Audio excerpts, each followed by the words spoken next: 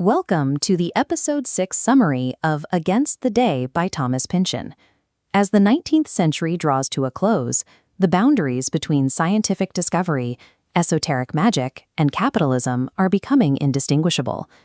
Kit Travers is a brilliant student of electricity, but he is also the son of anarchist Webb Travers. To neutralize him, Foley Walker, double for tycoon Scarsdale Vibe, corners Kit and offers him a Yale scholarship.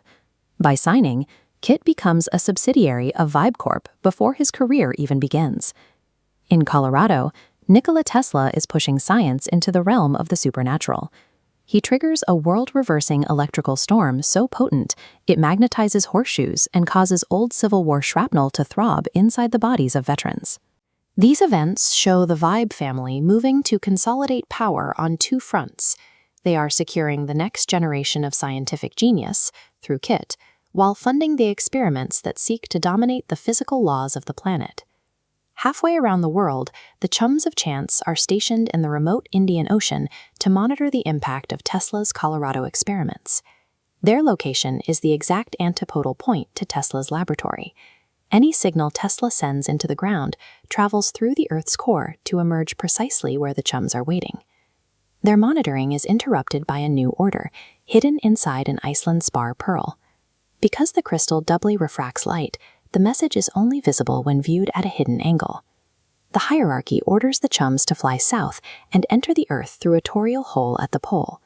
They must navigate through the hollow interior of the planet and emerge in the Arctic to intercept the Vormance expedition.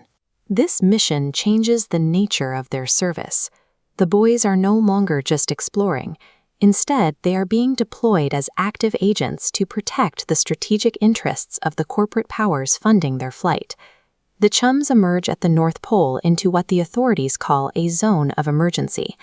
They find a frantic ray rush where global superpowers are racing to map the sky's magnetism and spectra as if they were gold veins. They encounter their Russian counterparts, led by Captain Pajitnov, whose ship drops Tetris-like masonry blocks on designated targets. The atmosphere is thick with a dread that has no obvious source. To steady themselves against this creeping anxiety, the Chums purchase Inukshuk totems. These stone cairns are meant to be guides, but for the crew they are desperate attempts to find a truth that exists beyond the secular world of maps and borders. The Arctic has ceased to be a wilderness of wonder and has become a gridded territory where empires fight over the invisible properties of the air. Nearby, the Vormance expedition is stalled aboard the Etienne Louis Malus. Funded by Scarsdale Vibe, the ship is a floating laboratory of scientists and capitalists looking for a way to turn the Arctic's mysteries into profit. Trapped by the ice, the crew spends their nights debating the nature of reality, questioning if the world possesses hidden dimensions that can be navigated like the sea. Dr. Rao proposes a quaternion view of time. Time isn't linear, but a circular, multidimensional instant where everything exists simultaneously. Psychiatrist Otto Glah argues these are projections. The psyche creates concepts like God because it cannot process the vast, undetectable void of the outside world. While the men inside the cabin obsess over these abstract models, a physical presence is beginning to manifest in the ice just outside the ship. The Chums intercept the Malus at a noonattack, a peak rising from the glacier. To the explorers, it looks like a mountain. To the Chums' aerial sensors, it looks artificial. Using X-ray technology and an occult human call, the Chums look through the ice, finding the mountain is a tomb containing an indiscernible object. A Tungus shaman named Magyarkan appears with a warning. The entity inside the ice may not intend harm, but it has no choice in its nature. It survives by consuming human pain. The Vormance crew disregards the shaman's warning as superstition. They dig out the object and load it onto the ship, viewing it as a priceless antiquity that will justify the Vibe family's investment. By prioritizing material gain over the shaman's warning, the expedition carries the entity back toward the most densely populated centers of the modern world. When the Malus arrives in New York, the entity escapes. In the middle of the city's crowded streets, the creature begins to feed. The city descends into a localized madness. Witnesses report the sounds of serpentine hissing and voices speaking in languages that have been dead for millennia.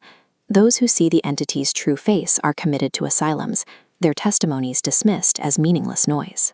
The systems of law and commerce that New York is built upon have no defense against a threat that operates outside of linear time and logic. Fleetwood Vibe escapes the chaos of the city and flees to the Explorers Club in Washington, D.C. There, he finds a group of men gripped by a quiet, pervasive anxiety. He speaks with a general about the explorer Fridtjof Nansen.